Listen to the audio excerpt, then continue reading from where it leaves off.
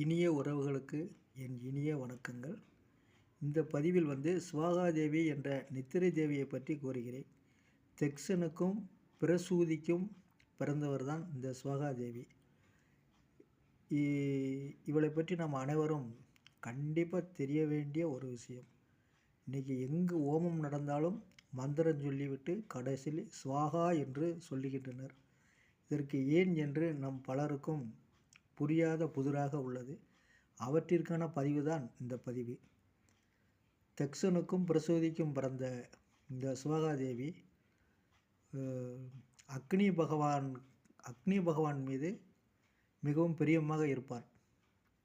ஆதலால் அக்னி பகவானை ஒரு எலுமிச்சம்பழமாக ஆக்கி தன் வயிற்றுக்குள் திணித்து விட்டாள் இந்த சுவாகாதேவி. இவளை யமதர்மன் ஒரு எலுமிச்சம்பழமாக்கி யமுனின் வயிற்றுக்குள் திணித்து கொண்டான்.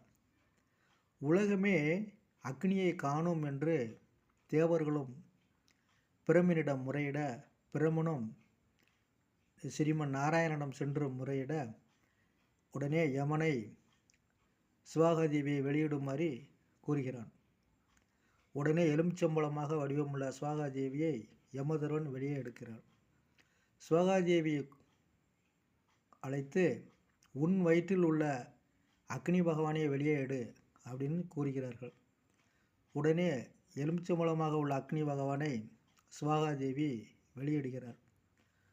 அந்த உடனேயே ஸ்ரீமன் நாராயணன், இனிமேல் எங்கு அக்னி ஓமங்கள் நடந்தாலும் அதில் சுவாகா என்று சொல்லாவிட்டால் அந்த ஓமத்துக்கு பரிசுத்தம் கிடையாது, அதுக்கு பலன் கிடையாது என்று கூறுகிறார்கள். ஆதலால் தான் அன்றிலிருந்து இன்று வரையும் மந்திரம் சொல்லிவிட்டு சுவாகா என்று சொல்லுவதோட ஸ்ரீமன் நாராயணன் அக்னி பகவானுக்கும் சுவாகாதேவிக்கும் திருமணம் செய்து வைத்தார். நமஸ்காரம்.